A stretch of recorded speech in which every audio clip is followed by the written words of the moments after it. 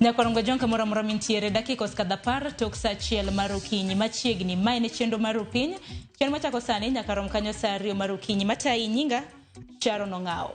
E chakruok mar jumani nyakwarom gajuanga wasebedo kwaneno chenro mano mar chuogo IEBC. Chakre chieng' wuok tich nyaka chieng' tich adek nyakwarom gajuanga. Noneno kanyo chenro mano mar dayo dho jogweko ma alap dho gi ndong. Ne bedo jakom mano mar IEBC nosebedo kadhi nyime chenro mabende norumo kanyo chieng' tich adek. Kama bende ji 11 mano bedo shortlisted nowuok oko mar mondo mi da dhoggi. Kuom ji 11 nyakwarom gajuang mana ng'at achiel kende ema biro bedo jakom mar IEBC. Ang'eni jatend piny Kenya tibiro bedo ka ichwalo ne nyinge ariyo. Obiro bedo koyiero nyinge ng'ato achiel. Chakre odiochieng' manyoro nyakwarom gajuanga nyaka rom kanyo chieng' tarik 25 mano mar dwe mar ang'wen. Chenro bende pod dhi nyime mano mar manyo members jokanyo mago mag IEBC. Ji 105 nobedo shortlisted. Emomiyo odiochieng' chakre odiochieng' manyoro nyakwarom gajuang. Ibiro bed ka idayo dho ji 6 gi aput mabende noyier mar mondo mi ota chenro makamano. Omiyo kiny makawuono biro bedo kwa loso kotende kod chuogo IEBC. Nikech wang'e nitiere kuonde chung' od bura mathoth nyakwarom gajuang manyaka sani gionge koda representation. Nyalo bedo ni jaod bura margi notho kata mana jaod bura margi nomi lemo mamoko. Wang'e kaka Ogunja jaod bura margi machona mano Opiyo Wandayi nomi kanyo lemo mano mar jatend migao e kind kuonde chung' od bura mamoko. Okiny makawuono nyakwarom gajuang antiere koda yawuot Luo adek mabende wadwaro poro godo wach. Mokwongo antiere ka gi Salim Odeny. Salim Odeny nyakwarom gajuang en janon siasa mabende wabiro bedo kwa twak godo kwa dhi nyime gi twak makama. Odenya mose ni misawa? Misawa ikaw thuolo mar mose nyakwarom gajuang. Erokamano kaw thuolo ni mondo mos nyakwarom gajuang kamoro amora ma gintie no yawre uru kendo rwako gi mondo gi sul machiegni e budho makawuono. Erokamano. Erokamano ahinya. Be nyakwarom gajuang antiere gi okil Peter Wasaga bende rwaki ni machiegni itiyo nade? Chiemo maber Sharon. Mor mar bere twak kendo wadwaro rwako ji duto mondo gibede twak okinyi masani. Erokamano ahinya. Bende okang' mokwongo wantiere gi Zablon Ogola. Kosa Zablon isebiro chenro mar opiny ka onge. Fokani ni chenro mar opiny. Kata kamano nyakwarom gajuang Zablon Ogola en jata chenro mano mar Plugin Kenya. Kosa isebiro? Podi. Ma odiochienga mokwongo. Machiegni TV mar. Erokamano ahinya. Moso jothurwa duto no yawre kendo wakwayo ni mondo gibed machiegni kwa dhi wuoyo kendo kwa ng'iyo weche ma wan gede omesa odiochieng' makawuono. Erokamano ahinya. Nyakwarom gajuang ni bende in thuolo mano mar oronwa ote kaka chenro mano mar dayo dhok osebedo ka dhi nyime. Chenro mabende itimo e Kenya School of Insurance mantiere South C Buore Nairobi. Achak mana kodi Salim Odeny. Chenro mano mar dayo dhok ang'eni en geno mara nisebedo kelowe. Kokelowe achiel kachiel samoro kata mne weche mago manyien mosebedo kwa kelo isebedo kineno kaka chenro makamano osebedo kadhi nyime. Wachaka na gi chenro mano mar manyo jakom mano mar IEBC kaka ja Kenya. Bende paro ni chenro makamano notayo makare chenro mar dayo dho oganda 11.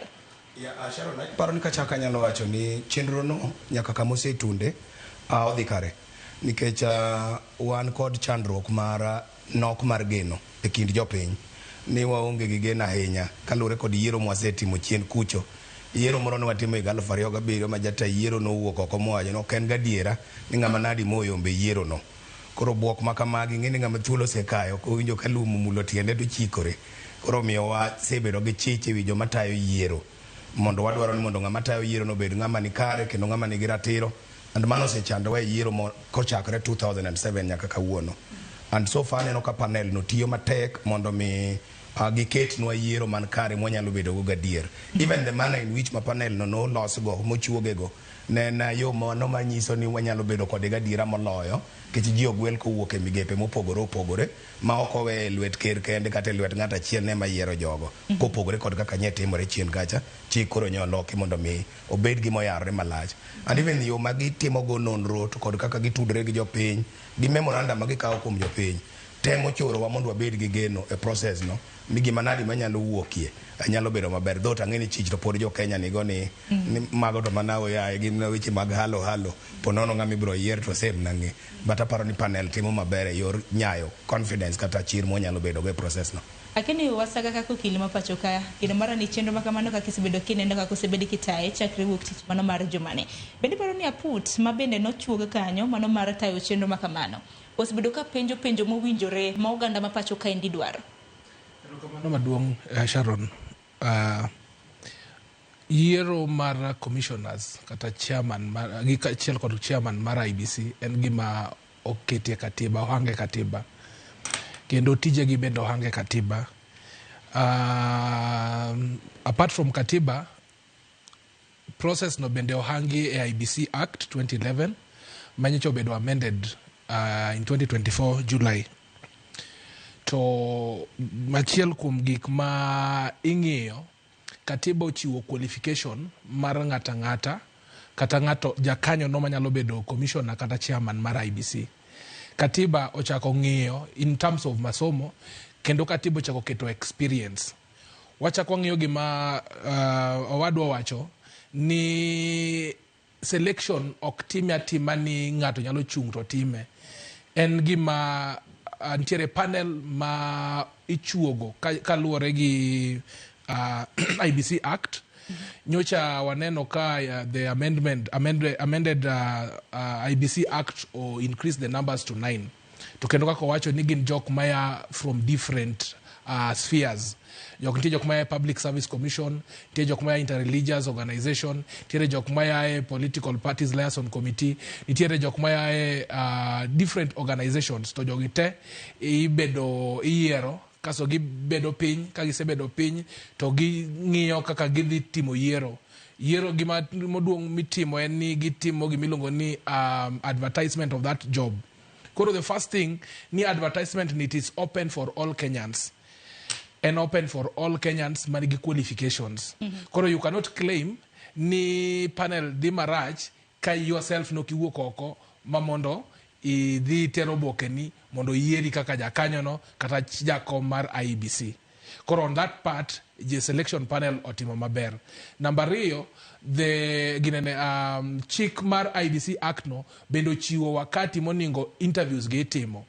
Interviews gi kata recruitment process oningo timo within 90 days. To aneno ka recruitment panel no wacho ni gibro kete within 85 days.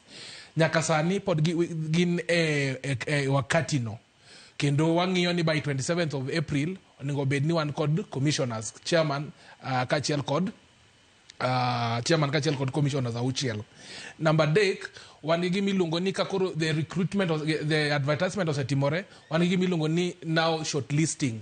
Shortlisted individuals gi iketo gi e Kenya Gazette, iketo gi e newspaper with nationwide circulation, kendo imiyo jopiny thuolo mar kelo memorandum kata objection mora mora manyalo tamo gi bedo commissioners. Mamano be notimore. Jo LSK nuneno kano kelo memorandum ewi moko kuom jok mano owal kata jok mano bedo shortlisted mar mar IBC chairman. Kendo neno ka ji otwechore kabisa. Koro on that aspect ineno ka public participation bendo onya iye. Koro nyaka sani waseneno ka penjo go itimo. Number 3, bang' ka gisetieko wachni idhi ter gini ne president. To the president nyinge ariyo kachiel kod commissioners ga. The president pod onge teko mar yiero gi. Ijaki duoko gi ne jopiny through their representatives. Pare ni king'iyo article 1 of the constitution, iwacho ni the sovereignty ni kuomwa. To wanyalo exercise directly, kendo wanyalo exercise indirectly. Koro seche motere JLAC committee, mabende is a committee of members of parliament, gibiro gojo gi kogno, ka gisegojo gi kogno, kata kopo ni IBC panel notimo gimarach, to ng'at mane giyiero kopo ni en gima marach mane memorandum ok gitake into consideration, kanyo binyalo go e kogno magole oko. Kasto kanyo no ema president dhi to yiero chairman achiel after vetting the chairman yiero jok mobedo vetted gi parliament go to gi take an oath of office. Koro up to this moment wang'iyo competency, wang'iyo qualifications, kasto wang'iyo the integrity part of it. Mabwauro wuoye ka kwadhi mbele gi twak.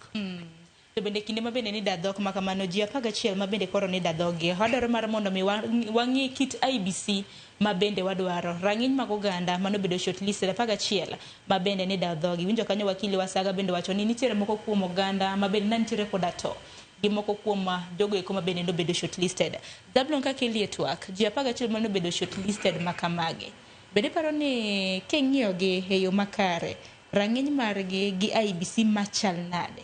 Mapiny Kenya nyalo bedo ni wadwaro. Nikech king'iyo kar shortlisting, nyalo ng'iyo ni en IBC motenre kod weche mag siasa, en IBC motenre kod okang' machal nade. Erokamano ahinya kuom thuolo.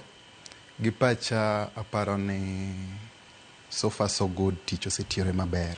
Jogo manomi tich mondo mi owal, jotelo mabro tayo weche mag IBC osetimo tich. Kendo e thuolo ni sofa negimiwa ji 11 magisedayo dhoggi. Kendo king'iyo kaka interviews ne dhi nyime tiyudo ni jogi thothgi gin joma beto lony e weche mag chik. Gin joma osetiyo e log tich mopogore opogore. Koro kane ochak da dhogi tiyudo ni gin gi experience ma opogore opogore. To nitie kuonde moko ma bet no omiya interest matin.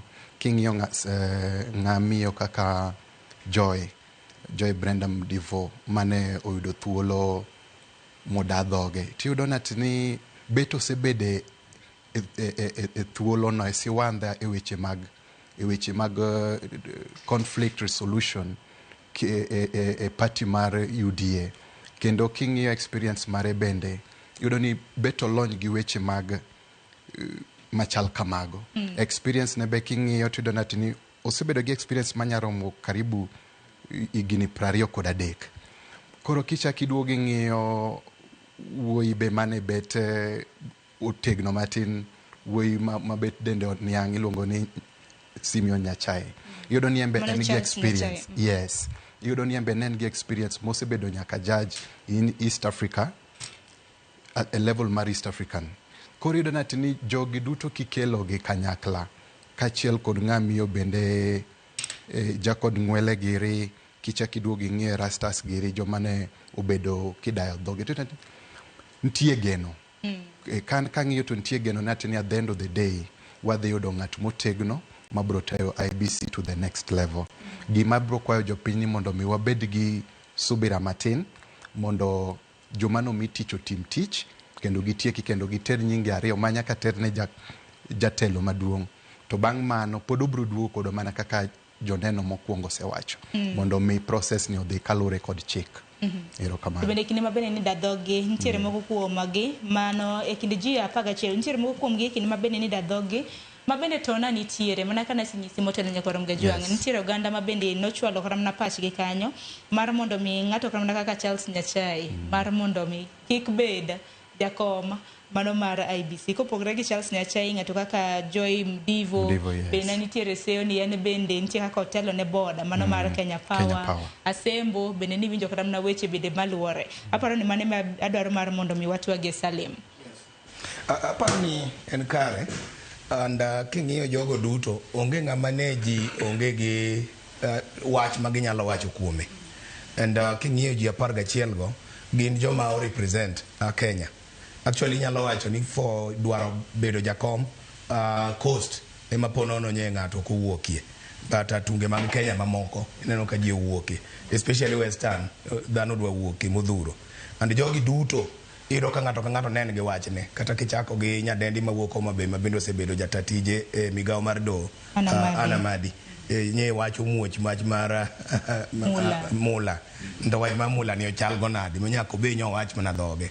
Wach mar Charles Nyachae of course nyo winjo weche miwacho. Nyodhuro mang'eny kata kidhi Bungoma, Simiyu nye ntie weche modhuro wach mag practicing certificate kaka advocate ni osebedo ko practice maonge practicing certificate ma ok en gima chiko puodho kako kinde. Koro ng'ato ka ng'ato nyen gi wach miwacho kuome mondo oyud thuolo mar chiwo duoko e gima iwacho kuome. Aito gikone to mabro konyowa mondo mi wabed gi commissioners makata ka nitie gima omieni nikech onge ng'ama perfect, but yudo thuolo mar lero gima omieni no makare e wang' jopiny mi jopiny onene. Nyoko mora ahinya ni joma mine ok oyudo thuolo mar bedo shortlisted moromo nikech kuom ji 11 go mine nitie mana 3 kende. And nonego be no yarore malach ma joma mine yudo thuolo bende nikech wani age ma mine gi joma chuo nego be ni piem yo ng'ala mana marom. But be it as it may, ang'eyo ni gikone panel no bro konyowa. And ing'e ni panel ni gimomiyo nawacho mokwongo ni panel no an kode kod adiera, kech panel ni ema nyodwa miyo waleo kata gi wach mar process ni ka ji otero gi e doho. mang'eni ochuogi gi nikech donyo ng'ado bura gimoro tarik 16 Januari mawacho ni panel no ni kare kako chuogi no ni kare ginyalo donjo ofis mondo gichak tich kata bana bang' mano pod wang'eni doho nitie an kaka okil kata katieko kodi sani adhi e doho mamalo sani e wach momakre gi panel no kendo ma ng'ato chichgo ni moko kuom jokanyo mag panel no konego bed kanyo so nikech doho sechung' motegno gi jopiny ni mondo mi kik gichak giket delay kendo nikech IEBC wadwaro moingo kata nyoro nitie constituencies moko mosebudho kabisa maonge ng'ama ochung' nigi nitie wards ma ok tin Nabiria Kenya ka maonge ng'ama ochung' nigi moko MCAs notho wang'e constituency kaka machalo Magarini ma Supreme Court nyowacho ni jakanyo mare nokoyiere yo makare machalo kaka Banisa ma mjumbe mare nonindo constituencies mamoko machalo kaka Malava manye mjumbe mare onindo nyocha county machalo kaka Ginani Baringo manye senator mare onindo gi kwen mamoko machalo kaka Ugunja manye mjumbe mare oyier kaka jatend migepe koro aparo ni kwen makamago leo kabisa moko nego beni kendo panel no chako leo moko chuog IEBC but so far so good and amod ni kata kaka ng'iyo wang' jo moket kanyo en gima represent Kenya ngima pacha gi gombo na ni kakoro gibiro tero nying ariyo tang'eni gibiro bede joratiro kendo fair enough ni wach mar gender masekedo ni ahinya na chiel kuom gibiro bedo nyamiyo to machielo nyalo bedo ng'ama dichuo mana gino mabende japiny nyalo bedo godo nyakoro mgejwang' mana kaka Salim osewacho kanyo mana mine adek kendo mano bedo shortlisted mano king'iyo lai mano mar jakom nwan kanyo gi Joy Mdivo nwan kanyo gi Anamadi kanyakla kod Lilian Wanjiku bende gibiro meet the threshold mana kaka iwacho bende giromo mano mar tayo duol mochung' ne weche mag yiero pacho kan nikech wacho ni duol mochung' ne weche mag yiero kaka mar bedo jakom wacho ni en kom maliet kendo liet e rang'iny machal nade wakili wacho ni en kom maliet bende momiyo neno kama ka chenro mano mar dayo dho commissioners mago mag IEBC neno ko oganda bende oketo mahino to par ni IEBC bende kosebedo katiyo e kinde thuolo madirom higni 2 mosekadho nyaka sani yes erokamano maduong' Sharon gimokwongo just to react on gima wadwa wacho king'iyo article 250 of the constitution ma provide for independent commissions wacho ni ka chairman en ng'ama dichuo vice ne nyaka bed ng'ama miyo ka vice versa be is true koro it's very obvious ni among the commissioners 6 of them nyaka bedie joma mine moko to a chairman be kopo ni oyier ng'ama miyo to obviously the vice chairman dhi bedo ng'ama dichuo but koro kwadok kendo e constitution anawacho ni ing'eyo ni the sovereignty of the people prevails and sovereignty nyalo bed ni obedo exercise directly kata indirectly article 88 machiwo IEBC gi tich moningo tim IEBC biro kaka referee to referee nitiere gik moko ma kizungu danyalo wacho gi dholo ni oningo bed maonge to kaka jaod sisa nikech in referee ma preside over election piny ma presidential system ma kopo ni ng'at achiel oyombo to okawete of course NADCO report pok obedo implemented koro we go by the constitution koro yudo ka elections in Kenya are ethnicized yudo ko pile pile ikete e tieng' mar kabila yudo ka jo Garissa nigi jogi jo Nyanza nigi ng'atgi jo Western nigi ng'atgi jo Mountain be nigi jo Mlima be nigi ng'atgi koro yudo ka jogi biro together kaso gi form coalitions to normally kwaseneno chien kocha coalitions gi kotim elections iyudo ka giyombre matin kabisa gi margins matin for example in the previous election manyo urumoni jokano the number chiel gi number 2 no yombore gi 200,000 votes and 200,000 votes ne mano miyo jatend piny William Ruto ohang kaka ja president ma Kenya kingi on that level iyudo ka piny obarore 50-50 to sama piny obarore 50-50 ing'eyo ni vote of confidence 50% chal ka gimoko yie gi ng'at achiel 50% bende ko yie gi ng'at achiel koro in that scenario nyaka bed ni referee bedo ng'at moro ma in terms of conduct mare in terms of gimowacho in terms of implementation mag sheria otime e yo moro ma ok nyal kelo koko otime e yo moro ma nyalo wacho ni adieri ka to yombwa to nitiere weche moko moseneno chien kocha kata kwaseneno gi kata e mbui kata e media ka obedo publish in some of these papers utterances ma jo commissioners osewacho chien kocha ma nyiso gi gichalo ng'at ma in referee to ibet a game iketo ne Man U kichwa to Arsenal iketo ne tail to in referee mar Man U gi Arsenal ingeni we should have oningo bed gi ng'at moro ma even your political affiliation ok ng'e but you know recently ni neno ka I think there was an editor moro manowacho ni chairman mar IBC nowacho ni Raila ok nyal kawo kom e backdoor. Of course mano nyiso ni en commission ma was already clouded, kata kopo ni en commission mzima to en chairman mano osebedo clouded ni election nyaka dhi on this end. To kwang'iyo article 38 of the constitution miyowa ratiro ni wabed gi yiero ma is free and fair, ma patch jopiny e ma prevail, ok patch commissioners. Koro ma en gima nyaka koro commissioners ng'i. E gima omiyo kaning'iyo weche mag selection panels gi, nitiere facets mang'eny maning'iyo. Facet mokwongo ning'iyo qualification. Qualification ni, for example, do you have the requisite academic qualifications? Thoth jogi te mano bedo shortlisted, ok nyalo bedo shortlisted kionge academic qualifications. Number 2, ichakoro sa interview ing'iyo experience. Iwacho ni Anna Madi, for example, osebedo advocate for 34 years, and within this 34 years, osebedo magistrate, osebedo, for example, chief registrar of the judiciary, osebedo jatend FIDA Kenya kae, waseno gi mosetimo. Koro in terms of governance and experience, waneno ni Anna osetimo kama. Nyachae be king'iyo, waneno ni Nyasaye osetimo kama, osebedo implementation mar katiba, nen jakom, osebedo judge mar East Africa Court of Justice, to bedo no resign, kege omio no resign. No wacho ni onge gima gitimo kanyo, of which mano ni gito mang'eny. Nimi manosara manono. Then wachako dugo kuom jok mamoko, Joy Mdivo, Asembo be no penj gik machalo kaka, for example, qualifications ne en godo, but koro kochopo korka to nitiere weche moko mane obedo raised ma very serious. Ni nitiere kaka clients moko nodhi odonjo ne Advocates Complaints Commission. To Advocates Complaints Commission en commission mochiu e Advocates Act, ma koponi, for example, lawyer ochamo pesa ni, koponi lawyer misbehave kodi kaka client, inyalo ringo e Advocates Complaints Commission. Then after that idhi to ing'iyo koponi oyudi ka in gi makosa, inyalo teri Advocate Disciplinary Tribunal, tinyalo kata riembi. To Asembo, for example, anyise nikech awacho this is a public interest matter nikech gin gik mano nyayore sa interview. Asembo, for example, no sebedo convicted account moro. To kano bedo convicted account moro, no dhiwa timore nade appeal. Nitiere existing cases moko ma pod dhi mbele e Advocate Disciplinary Tribunal kata Advocate Complaints Commission. Nitiere kata weche mag rent. Mano wachi ni nitiere kaka en gi areas moko, ntiere nyaka civil debt moro mana winjo kiwacho ni noko chulo ma warrants of arrest obedo issued. To no wacho ni en innocent. Of course the rules of natural justice provides ni everyone is innocent until proven guilty, but of course there is a conviction.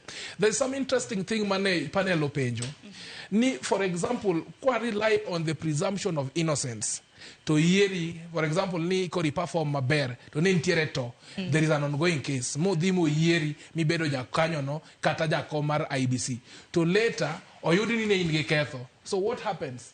Igoli iyiero mane penjo maduong' nikech bende kata mana kwa penjo credibility mago mag jogo ma bende ni dadhoge bende paro ni aput mano moyedhi nyalo overlook, ginyalo koso ng'iyo cases buche ma bende donjne godo ng'ato makamano magidhi samoro magipedh nyinge magiterne jatend piny Kenya, nikech ang'eni magi gik moganda biro bedo ka luwo.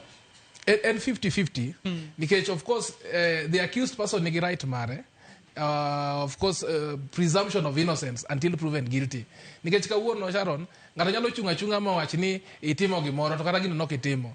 To the criminal justice no manena yanga kaka mai wacho kaka maga Sembo mantiere doho nyaka Sharon ayiera gi wakili wadwa e wach mar presumption of innocence, but anawinje ni presumption of innocence rumo sama conviction obiro. Therefore you can no longer be presumed innocent. Seche go koro you are presumed guilty, in manyaki fight through the appeal process when you prove yourself ni innocent. Presumption of innocence bira nyaka chop winji maler gi neno makare e do makare man thuolo to ka do no se convicti then the presumption of innocence okinya chako liero kendo ni I'm still presumed innocent kata ka kori ngangana gi wach mar appeal ti ngangana gi wach mar appeal ka already nitie to moseketi nikech conviction oseyudi against him so aparo no dhi nyime but kanye madwa na I think I agree with him just in concluding in a minute or two ni of course I agree I gi panel ni for example koro kuponi oyieri kiwacho ni you are presumed innocent so later we better found guilty mateni kori goli chapter 6 of the constitution ochiwo gimiluongo ni integrity kendo wach mar commission ka en ng'at ma en gima koro onego wayier jok ma onge to kaka nawacho machalo Chisisa matiende niya kopo ni nitiere to moro manyalo bedo ni ng'ani jakuo to wan jok ma piny ma idhi telo ka ibedo kaka referee ok wab trusty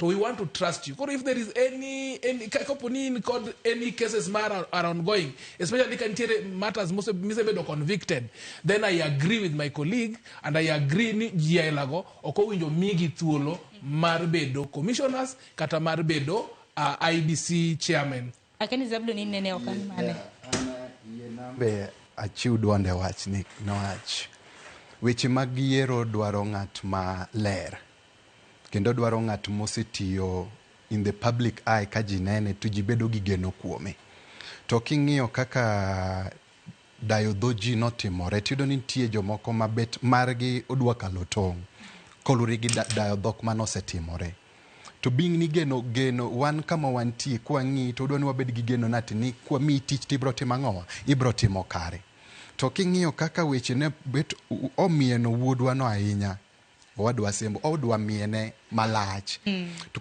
koro osemiene malach an kaka dhana ma a simple Kenyan ka ng'iyo kaka weche go nomiene ticha kiduogi ng'isa ni mae makoro dhi bedo jatelo mar IBC it would be difficult mondo mi wabed gi geno kuom ng'at machal kamano in wach geno no kanitie to koro ng'iso wakawo teko mane wan godo kaka to wawe lwetgi mondo gitim tich kaka jogo mosetimo ang'owa mosewal to ko already to non tie to kanye machandruok nitie kata bedo ni ati ni gibro bedo proved innocent to no kanitie kanyo nigi shida koro nyaka joma yiero nyaka ng'i gikel ng'at ma bet jini gigeno godo yes tilini no jomage ma geno ni ntiere kod nikech chal ka gima nikech aput moyiedhi mano mateo chenro mano mara nono kata mna dayo dho jokanyo mago mag IBC nosepuoyo ne gin jogo eko mantiere kod alony nosepuoyo ni gisebedo ka itamna ka gitiyo gi tich giting'o ting' makare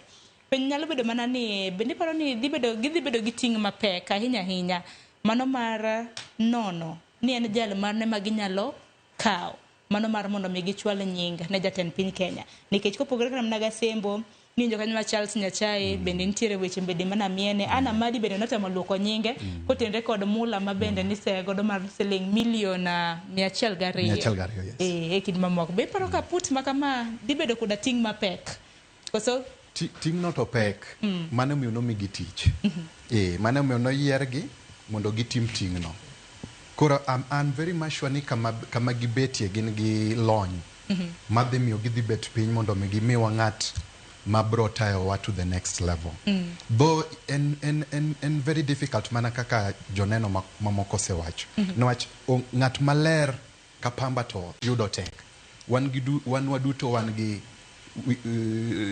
weakness magwa but from kama abetie I think for the first time Kenya nyalo atiyo gi wat ni nyalo bedo gi jakom mar IBC kaka ng'ato mamiyo bo wadwa wacho ni joma miyo tin but an gi geno ni mai manyalo bedo the first committee madhi yiero jatel IBC madhi bedo ng'at mamiyo ineno ni ng'at mamiyo nyalo kawe kore kinda mane kaka ng'e analysis masetimo kar gi ji adek go ng'ata chiel dhi wuoke akere sani bini no kang machal nade nikech chal ka gima put makama dhi bedo koda ting mathoth keng'iyo kram na academic experience mana kanu se wacho motel experience magin tiere gode lai mar tich e kin mamoko aparo na dwa yiera gi wakili wadwa ne komiti no en 50-50 nyaka gichungi kech mokwongo to pacha ne paro ni kapok gi short list to nego gikaw weche miwacho kuom ji gi mondo mano bendo form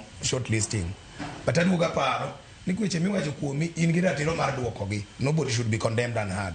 Okonego bed weche miwacho kuomi ma panel notiyogo moko wiji. Bano be samoro wuoro chir ma jowadwa moko nigo. Kech kineno gik manyi wacho kacha ka, ndie moko makan ni kuoma, tang'eni kokidhi renja wang' nyong'ong.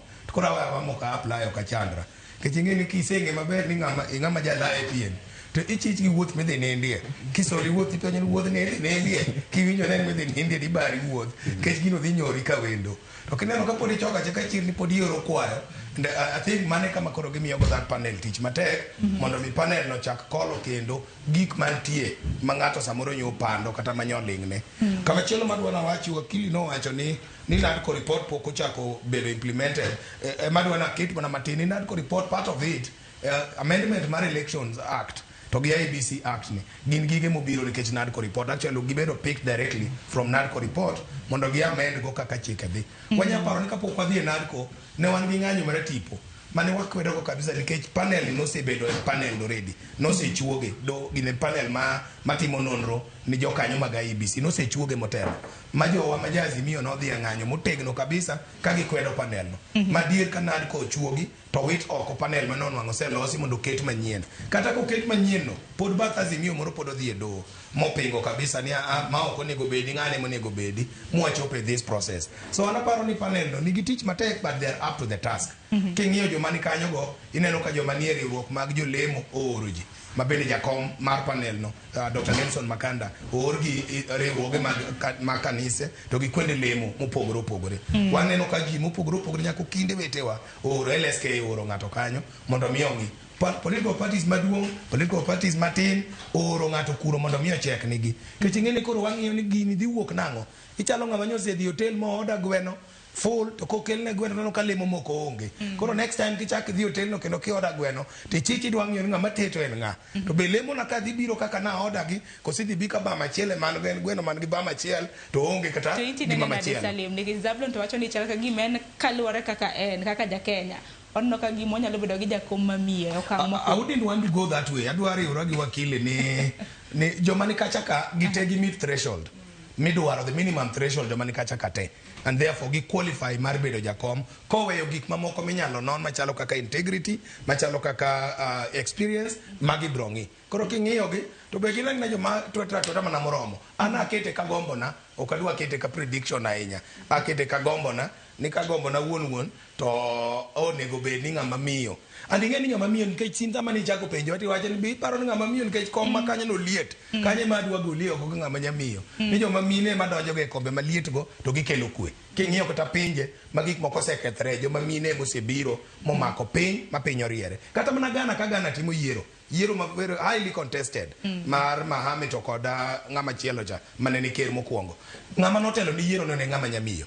And nyamiyo no dagi mondo kik obed compromise in any way momiyo waduoko maber kabisa en Ghana mama miluongo ni Charlotte. Sa paro ni ng'ama nyamiyo ema nyalo betie orindi maliet no. Donge gibet pile mach ka gichweko. To chal kamana ka gima joma miyo bende noluoro kata mana application mano mar mondo mi gindikre mano ne kombe bakamani mano mar bedo jakom kata mana members. Nikech kwang'iyo atotol iwacho ni kwan mago mag oganda 1,333 mabende nondikre ing'eni no pedhe oboke ji duto te mabende nondikre mano mar mondo mi gibed jakom kata gibed members mago mag IEBC. Iwacho ni kwan makamano mana 237 kende emana gin joma mine mano kona tamala 17.7 joma chuo na gin 1,078 mano kona tamalo 80. Iwacho ni kona tamalo achiel ema jogo ma bende nondikre gionge ID e kinde ma bende nagindika application mako bende nandiko kana na application kagi ok giyang kata ne gidwa rango kata ka gidwa jakom kata gidwa bedo jakanyo. Actually mane ma chako go ni perception nikech imiluongo ni the deficit of trust. Ni waonge gi gena ahinya chenro gi. And kata kiwinjo twak ma ji dhigo nyime nitie joma nie paro moro mar ni jakom gi commissioners go doseng'e gik matimre South Sigo timre atima mar kamano to jakom to seng'e. Mae makelo wach mar nyawo ma ng'ato nyalo tamre go oro kwayo koparo ni kata ko oro kwayo to onge tiende. The other perception en ni jakom mar IEBC ok nyal wuok kuom ogendni moko 3 kata 4 madongo ma joma bro laro kombe mag ker nyalo aye. joma wuok masawa mar piny kata Milimani, joma wuok e Hoho mar Okak kata Rift Valley, kata joma wuok e Luo Nyanza wa. Koro nitie perception paro moro ni joma wuok kwendgo ok nyal bedo jakom mar commission, te ka ng'ato pod biro chung kuro machaka dwar ker samoro mano nyalo kelo paro moro mar bias ma ok nyal bedo kare, which is not true, nikech wang'eyo yiero ma 2007 ma wang'eyo ni nokethre kendo nobedo botched. Yiero no ne ng'amo chung'ne ne Jakamba. To yiero man wadhiye no Jakamba moro be nochung' kalaro president ma Kalonzo Musyoka. So he messed up that election not in favor of Jakamba wadgi. So that perception nentie ok en adier, ne ok nyal tamo joma wuok e kuonde adek ma kwano go mondo obed jakom, but mano ne nyalo tamo ng'ato ni onge kaka nyalo oro kwano nikech ibotama na an onjelo jagot to ker bende nonjelo dang' abed nadi jakom. Mane wach mabede dwaro mar mondo losi perception mana kaka odenyi isebedo kata mana kiwacho kanyo ni kinde mabede chenro mar dawo dhok ma kama dhi mbele. Samoro nitiere ni ose mana ng'e ni jakom dhi bedo ng'a kata mana bede ni yiero bede osebedo ka dhi nyime. Mana wach ma wachore ma kata oganda e mbui osebedo kata mana kalie. Kiparo ni perception ma kama Zablon gi Wasaga en ang'o manyalo tieke to mabede samoro jopiny bedo godo e kinde ma kamagi nikech kibaji jomoko nitiere godo ni samoro en mana ketho sa useng'e ni jakom dhi bedo ng'a, en mana formality mitimo. Erokamano. An kipacha ok ochuno ni ng'ama miyo kata ng'ama dichuo kata ng'at ma kanye obed IBC chairman kata obed IBC commissioner. Nikech kaluwore gi the past experiences wasebedo gi chairman maya kuonde ka kuonde, wasebedo gi Isaac mane oriembi kapok 2017 election otimore, wasebedo gi Kivuitu, wasebedo koro gi Wafula Chebukati. To thoth jogi seche miyierogi gin jok mabeyo di kendo wapako gi kabisa. To ang'o matimore koseyiergi? Iyudo ka nitiere political interference from the executive and also compromise by political parties. Nikech kawuono kata kopod oyiero Odeny ma Odeny obedo jakom, ndalo moko nawinjo ka ker masani ndalo mano campaign ne wacho ni kata oyier mana Oburu Odinga kaka jakom IBC to Raila pod ok nyal bedo jakom, pod ok nyal bedo president. Of course na yie kode in so many ways, not because ni Raila onge jok magone kura, gintie but nitiere gik moko mapok otim ma kata kiyier mana IBC ma jakanisa ma Ole Sapit kata yier mana ng'at to gigi ok otim pod election ok nyal dhi mbele maber. Koro wadwa mondo wane kaka wanyalo bedo gi register mar voters auditing. Nitiere jok manie register no mamoko nosetho, nitiere jok moko mo register double registration, nitiere jok moko ma are minors. To register achiel ni mosekelo koko 2013, register achiel ni mosekelo koko 2017 mane Marago wito ko election, register achiel ni mane okelo koko nyaka 2022 nuneno ka weche kamago ni golo kanyo. Wasebedo gi the selection of officials maga IBC. You know, most of it executive rieyo ga lwetgi. Gi influence ni ng'at moningo bed returning officer, ng'amoningo bed ka. Ko you know ka chairman to ni Nairobi, lakini already there is a compromise. Number dek, inyalo yudo ni ng'ato is a chairman to the commissioners themselves gin politically affiliated. Yudo ka Cherera no wuogi jogene ko wacho ni result was opaque. Inedo Chebukati bedo wuogi jogene ko wacho ni jogi ne temo, Rafael Tujugi ne temo intimidate to announce mondo yer ul duoko e yo modhi kumachal kama. Koro for me wadwaro ng'at manigi integrity, wadwaro ng'at jok commissioners ma nyalo remain independent despite the executive push mondo gibed very neutral referees. Nikech it doesn't matter. Nyocha 2017 no wabedo gi Wafula Chebukati maya Western Kenya. To ndalogo 2017 kanyo Mudavadi kachel kod Wetangula ne kod Raila Amolo Odinga. To pod ne ng'at mane Olandi ni ja president ne Uhuru Kenyatta. Man election no bedo nullified. Kani wacho ni it's about tribal, then ne ujo gi yer Raila nikech no wuok Western Kenya.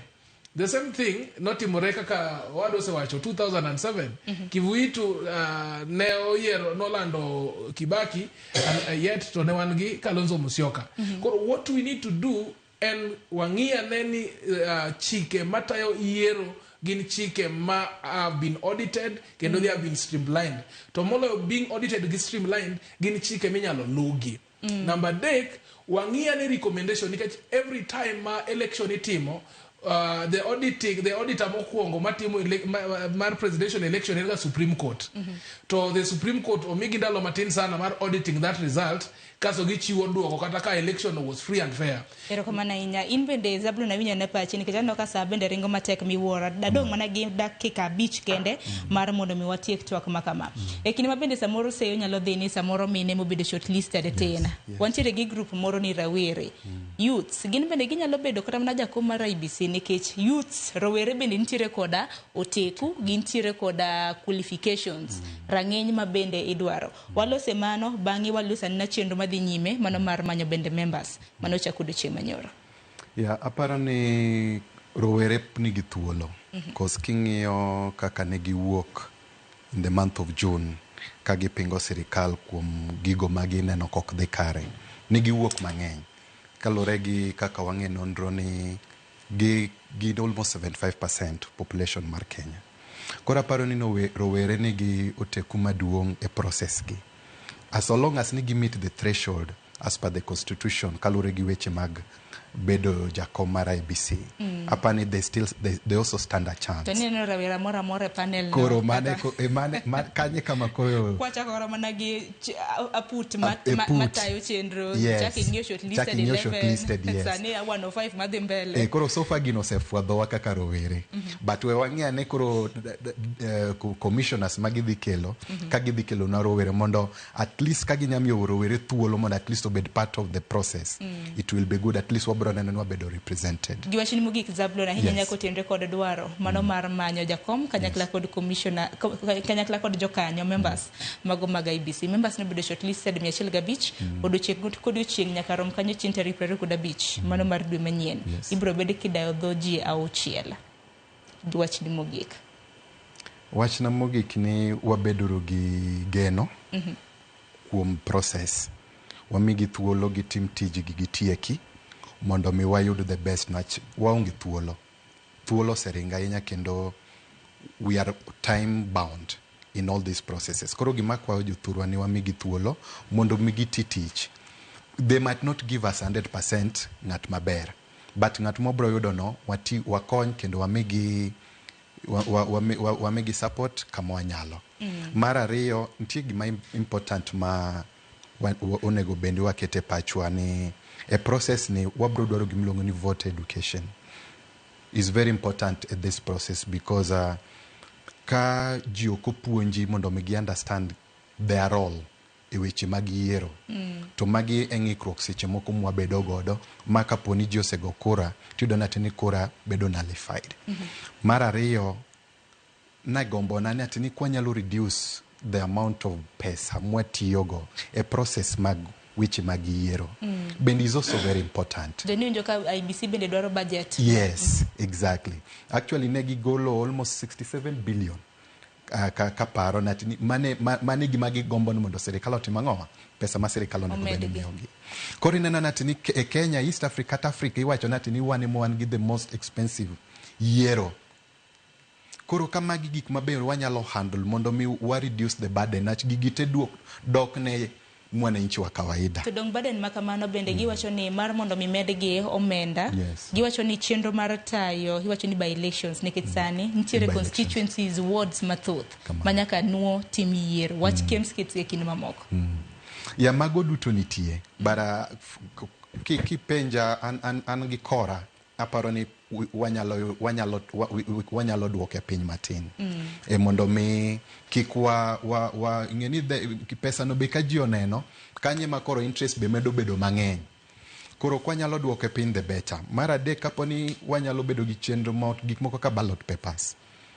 Why should we ang'o momiyo ni nyaka gibed printed oko ok wakelgi akela Kenya kata wa print kaka wa print gamana kata penjwa ma nyithindwa timo. Koro magi for me magi gik mang'eyo natini ka jogi bro bedo kabiro ibro yer jatelo tabro gombo ni magi some of the things monego bene obedoge paro kendo oduoko e yo mowinjore. Erokamano nya wakili Salim kanyakla kod wasaga in bira chuni thuolo mar dakika ng'ato ka ng'ato mar mondo mi wach mogiko tende kod thor wach mabende wantiere godo. Odenyi kwa tieko to mari kata kaka japiny geno mari kaka japiny kini mabende kori chugo IBC de bedang one awach ni yiero marwa bedo expensive nikech wach mar tono.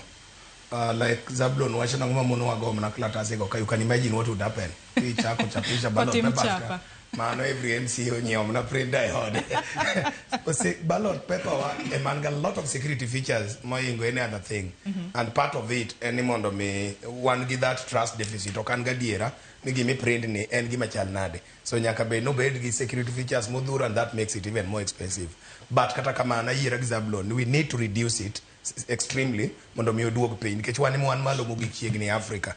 Other than that adwani mondo ariwra gi paro mane Supreme Court owacho 2017 ni election is a process not an event and a process that begins with the selection of those commissioners and ends with the declaration of results. So gima panel timo South Sikacha is very important nikech gino ema dhi rumo gi wach mar ng'ama bedo declared 2027 to kod yiero mamoko manyalo luwo bang'e. So adwaro ni mondo mi gimed gin gi tich maduong' gimed wageno kabisa mondo wadhi nyime gi geno this process nikech wan joma thuolo osekachien kucho ichalo ng'ama dichuo ma samoro jaode osejuko rando koro kata kidwa dhi e wuoth mar tich to nyaka iti gi dhok mang'eny mondo iler mondo confidence ni oduog kuom. So that is the work ma that panel nigo. They have to restore confidence marwa ni adier pod nyalore mondo wabed gi commissioners kod chairman kata chairperson man kare man gi integrity ma ok nyal hungore konchiel. That is the task magin go wamiyo gi mano wamiyo gi sirka ka jo Kenya mondo gichopo e mano. Erokamano Nyawasaga in bende wachni mogik watieko. Number chiel recommendation which you Supreme Court after every presidential election nyaka bed implemented in the law. Number 2 nyaka ng'i ane wach mar voter pesa mitiyo go e voting. In Kenya watiyo gi almost $20 for one single voter. Konyalo bedo gi an amendment mondo, for example, polling station we can increase the number from 700 to another number. It will reduce the number of polling stations. Reduce that money as well. Number 3 mogik, it doesn't matter ngamo yenga ka chairman so long as you meet the qualification and energy integrity gima duong ni that office kata that commission mondo miyo we mondo bed independent kachikati yer mana ng'ato obedo interfered with pod wabro duogo mana kuma wantiere ni. Agundo erokamano ahinya semo ng'ado wanya korom gajwang' dakika na 4 kapok oromo saa 2 mar okinyi. Agundo erokamano ahinya Salim Denya, Peter Wasaga kanyakla kod Zablon mar chopo ka mar mondo mi wapor wach kaluwore kod chenro mano mar manyo jokanyo mago mag IBC. Chogo IBC motelo ne yiero mano mar higa mar 2027 ka jo IBC bende nowacho ni gidwaro budget mano mar siling bilion 61.7 mano mar tayo yiero mano mar higa mar 2027. Kata kamano chenro mano mar manyo jokanyo members mago mag IBC dhi nyime College of Insurance mantiere South Sea mantiere county mano ma Nairobi. Ji 105 ibiro bed kida dhogegi e kind ji 105 idaro mana ji 6 gi jakom achiel kende nyakwarom gajwang' ting' mapek mabende aput moyiedhi mar tayo chenro makamano nitiere godo. Yiena mar mondo mi amake gi kanyo ang'eni weche motende kod chugo IBC wabiro bedo kwa poro kinde ka kinde. Dakika na 3 kapok oromo saa 2 mar okinyi chenro biro bang' ma en chenro mano mar ng'e jothumbe wa chenro mitayo kod Solomon Katito. Okinyi makawuono hanena jathum mabende biro bedo kodayo dhoge en Opiyo Bilongo. Bende ng'eyo wende mag Opiyo Bilongo. Bende ng'eyo Opiyo Bilongo. Koso kodo mana nene okang' mokwongo. Ayom gwakiana jami gimor. Dog samoro kiero to bucket kod man one Gen Z. Era kona ene ka video ma chenro mabiro bang' ma. Wara de chenro mano mar mbako romo.